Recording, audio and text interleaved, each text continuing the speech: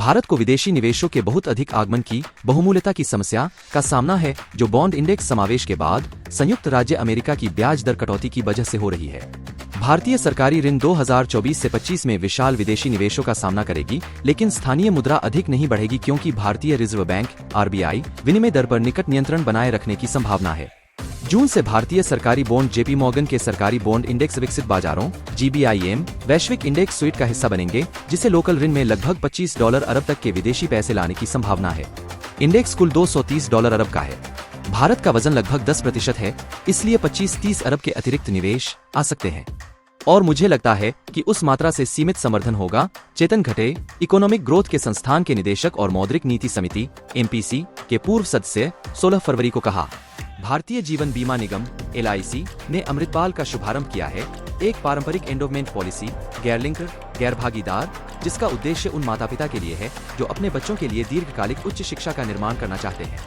LIC ने एक आधिकारिक रिलीज में कहा कि यहाँ बच्चे के लिए प्रवेश की न्यूनतम आयु 30 दिन है, जबकि अधिकतम सीमा 13 वर्ष है। परिपूर्णता पर न्यूनतम आयु 18 वर्ष है, जबकि अधिकतम 25 वर्ष है। LIC ने एक आधिकारिक रिलीज में कहा, यह योजना विशेष रूप से बच्चे की उच्च शिक्षा और अन्य आवश्यकताओं को पूरा करने के लिए पर्याप्त कॉर्पस होने के लिए तैयार की गई है। यह नीति समय के पहले से आखिरकार निर्धारित हर पॉलिसी वर्ष के अंत में प्रति 1000 बुनियादी सुम आश्वासन के माध्यम से कॉर्पस के संचय को सुविधाजनक बनाती है। जीवन बीमा दावा किया, किसानों की प्रदर्शनों के कारण कुछ प्रमुख सूचीबद्ध अस्पतालों का अधिकांश भराव में असर पड़ सकता है, क्योंकि वे दिल्ली NCR क्षेत्र में प्रमुख रूप से मौजूद हैं। जेफरीज की रिपोर्ट के अनुसार उनकी इस क्षेत्र पर नवीनतम रिपोर्ट में ब्रोकरेज ने कहा, हालांकि अब भी यह प्रारंभिक दिन है, दिल्ली के बॉर्डर क्षेत्र के पास चल रहे किसानों के प्रदर्शन आतंकित क्षेत्रीय रोगियों की प्रवास को बाधित कर सकते हैं और दिल्ली NCR अस्पतालों की भराव में असर डाल सकते हैं। रिपोर्ट में यह भी जोड़ा गया है, हमारे कवरेज में अपोलो के अलावा अन्य अस्पताल फोर्टिस, मेदांता और मैक्स का दिल्ली में प्रमुख व्यापार है। 3Q में सभी कमाई कॉल्स में 4Q के लिए उत्साही भराव का दृश्य देखने के साथ साथ जनवरी 24 में मजबूत पुनर्वास का गवाही दी गई। हम मानते हैं कि वर्तमान प्रदर्शनों के लंबे समय तक समाधान करने में अगर समय लगता है, तो निकट भविष्य में अगर अपोलो व्यवस्थित नजर आता है। शुक्रवार को उड़ीसा के मुख्यमंत्री नवीन पटनायक ने JSW ग्रुप के एक इस्पात परियोजना के लिए नींव का शिलान्यास किया, जो कि लगभग 65,000 करोड़ रुपए के अनुमानित निवेश में स्थापित की जाएगी।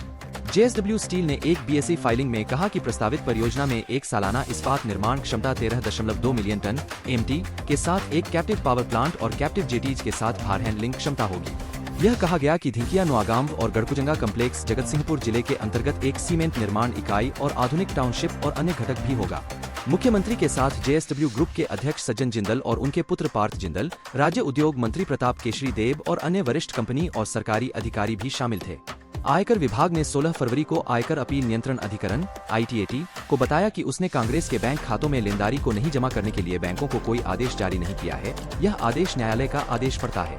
ITAT का आदेश आगे और यह बताता है कि विभाग ने केवल लेन एक कानूनी अधिकार बनाया है, खातों में राशि पर लंबित करने के लिए लंबित किया है। लेन एक दावा या किसी संपत्ति के खिलाफ एक कानूनी अधिकार होता है, जो आमतौर पर दावा भुगतान हो जाने तक गिरवी के रूप में उपयोग किया जाता है। ITAT के आदेश में कहा गया, दोनों पक्षों की सुनवाई के बाद आयकर विभाग के विशेष सलाहकार के द्वारा यह सामने आया है कि आयकर IT किसी भी आदेश या दिशा जारी करने का दावा नहीं करता है कि बैंकों को बैंक खातों में लेनदारी को जमा करने के लिए जमा किया है, बल्कि केवल लंबित करने के लिए जिस राशि पर बैंक खातों में जमा किया जा रहा है उस अपेक्षित कर की मांग तक। जापान की नई प्रमुख H-3 रॉकेट शनिवार को दक्षिण पश्चिमी जापान में एक अंतरिक्ष स्टेशन से उड़ान भरते हुए उठा, सफलतापूर्वक एक योजित नियमानुसार गति को प्राप्त करके और पिछले साल की असफल प्रवेश के एक महत्वपूर्ण दूसरे परीक्षण उड़ान में एक पायलट को रिलीज करते हुए। H-3 रॉकेट शनिवार सुबह समय पर टानेगाशिमा अंतरिक्ष केंद्र के एक लॉन्च पैड से उड़ गया, 2 दिन पहले जो वायुमंडल के कड़े मौसम के कारण विलंबित हो गया था। रॉकेट की प्रारंभिक उड़ान की योजना के अनुसार सुगम थी और यह पहले 2 छोटे पायलट में से एक को सफलतापूर्वक रिलीज कर दिया गया था, जापान अंतरिक्ष अन्वेषण एजेंसी या JAXA ने कहा।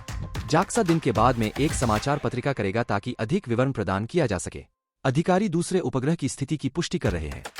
प्रसिद्ध शेफ इम्तियाज कुरैशी, जिन्हें पुराने लखनवी परंपरा को बहाल करने के लिए जाना जाता था और दमपुख्त शैली के पकाने की परंपरा का नवाजा गया था, शुक्रवार के पहले ही घंटों में मुंबई के लीलावाटी अस्पताल में आयु संबंधी बीमारियों के कारण निधन हो गया। उनकी उम्र 93 वर्ष थी। British academy film awards (BAFTA) का 77वां संस्करण लंदन के रॉयल फेस्टिवल हॉल में आयोजित किया जाएगा, जब दुनिया के सिनेमा और मनोरंजन के क्षेत्र से कुछ बड़े नाम यूनाइटेड किंगडम की राजधानी में उतरेंगे और पिछले 12 महीनों में मुख्य पुरुष और महिलाओं द्वारा कुछ श्रेष्ठ प्रदर्शनों का सम्मान करेंगे, साथ ही कुछ बेहतरीन पीछे के काम का भी सम्मान करेंगे। भारत में BAFTA 2024 किस समय शुरू होगा?